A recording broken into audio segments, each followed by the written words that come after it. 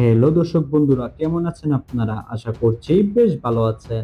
এবার বুবলির সাথে বাজি ধরে শাকিব খানকে ইফতারের দাওয়াত দিলেন অপু বিশ্বাস। টলিউডের আলোচিত তারকা শাকিব খান, অপু বিশ্বাস ও শবনম বুবলি এই ত্রয়ী সম্পর্ক নিয়ে ভক্তদের কৌতূহলের শেষ নেই।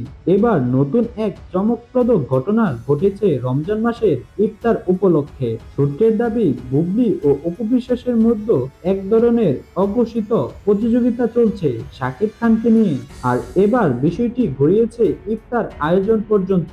গুঞ্জন রয়েছে এক ঘনিষ্ঠ জনের সামনে অপু বিশ্বাস ও বুবলি মধ্যে কথোপকথন চলছিল, যেখানে বুবলি বলেন, দেখবেন এই রমজানে সাকিব আমার বাসায় ইফতার করবে। এই কথা শুনে অপু বিশ্বাসও চ্যালেঞ্জ ছুড়ে দিলেন, শুধু তোমার বাসায় কেন, আমি বাজি ধরে বলতে পারি সাকিব আমার বাসায় ইফতার করবে।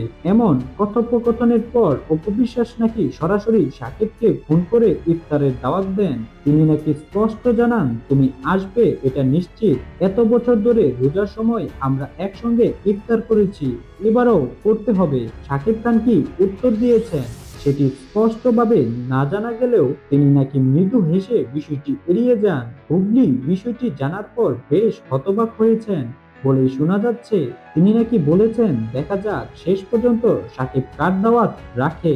এখন প্রশ্ন একটাই, সাকিব কার বাসায় ইফতারে হাজির হবেন? অপু বিশ্বাসের বাসায় নাকি বুবলির বাসায়, নাকি তিনি কাউকে এড়িয়ে নিজের মতো করে ইফতার করবেন? তো দর্শক বন্ধুরা, আপনারা এই ঘটনাটিকে কেমন করে দেখছেন তা আমাদের কমেন্ট করে জানান। এবং আপনি যদি আমাদের চ্যানেলটিতে নতুন হয়ে থাকেন তাহলে অবশ্যই আমাদের এই ভিডিওটিকে একটি লাইক করুন এবং আমাদের চ্যানেলটিকে সাবস্ক্রাইব করে আমাদের পাশে থাকুন।